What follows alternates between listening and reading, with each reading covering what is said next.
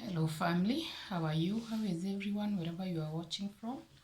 Welcome to my channel, Peris Wachira Ndung'u. This is part 10 of my mental health series of my journey in bipolar mood disorder. Today we are discussing about stress management. And first we are going to ask ourselves, what is stress? Stress is fearing or being overwhelmed or unable to cope with mental or emotional pressure. You could be having pressure from any side, and any type of change that causes physical, emotional, or psychological strain can cause stress. And stress is also your body's response to anything that requires attention or action. If you notice that you have stress, you need to do something about it because it can cause an illness if you don't do anything about it. So what are the signs or symptoms of stress, or what happens, or what do you feel so that you can tell that you have stress? Some of the symptoms of stress include having sweaty palms, that is sweaty hearts, decreased libido, diarrhea or constipation, difficulty sleeping, digestive problems, dizziness, feeling anxious or having anxiety all the time. You're feeling like there is something you are expecting and you are anxious about it.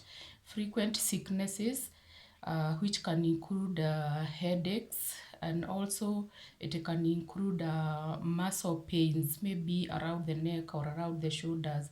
Most people complain about pain below the shoulder. And also there is dizziness, there is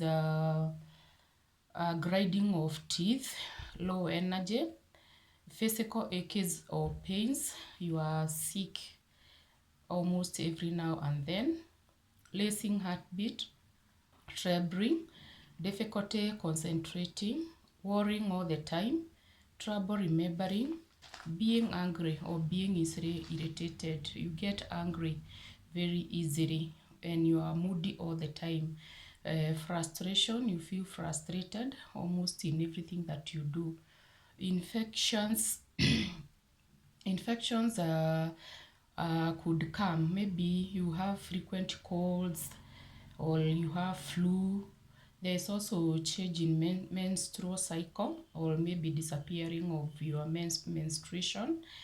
Then there is poor self-care. You don't take care of yourself.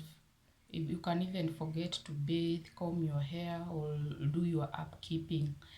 There is no time for things you enjoy. You just want to stay like that. You don't want to do the things that you used to enjoy, like watching TV, movies, etc. All these problems can result to abusing drugs or alcohol, or both. And when it comes to that such an extent, it needs medical intervention. What are the causes of stress?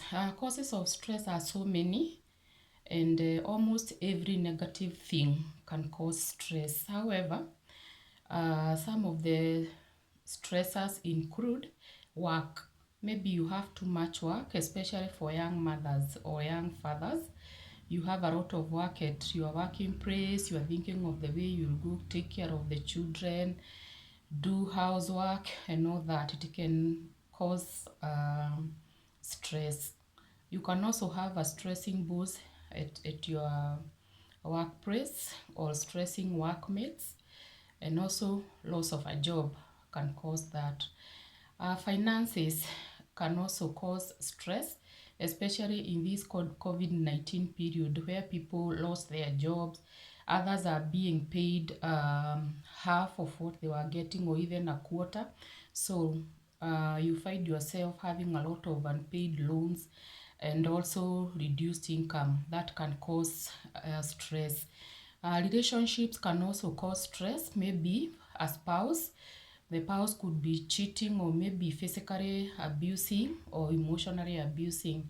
It could also be from in-laws who are uncooperative and just want to stress you, or maybe from close friends, or maybe separation in a marriage.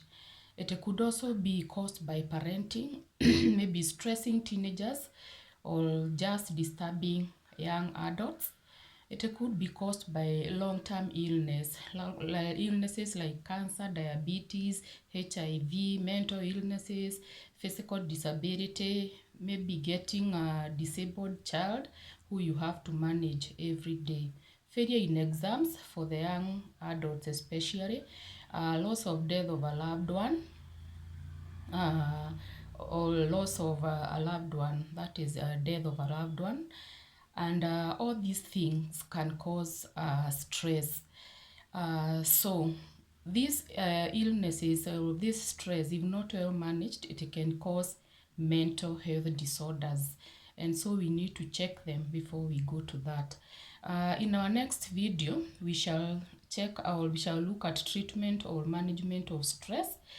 And as I end the video, I want to say, as I always say, that mental illness is not a death sentence, and people with mental disabilities can lead normal and productive lives if well taken care of. They just need to take their medications and go to clinics and do what they are supposed to do, and they will live healthy lives. Also, for those who are feeling low or discouraged, there is a light at the end of the tunnel. Feel encouraged, and tomorrow will be a better day. So until next video, goodbye.